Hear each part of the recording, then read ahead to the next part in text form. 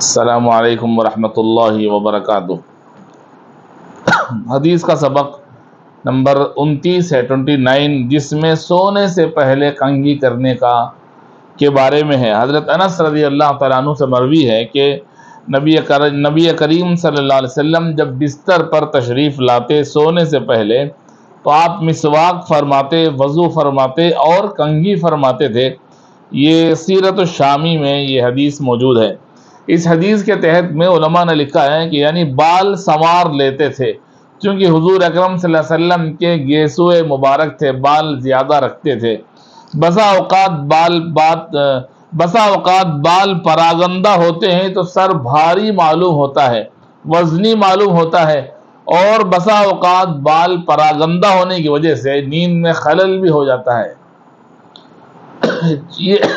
یہ آپ کی لطافت طبعی تھی کہ حضور اکرم صلی اللہ علیہ وسلم سونے سے قبل بالوں میں کنگھی فرما لیتے تھے۔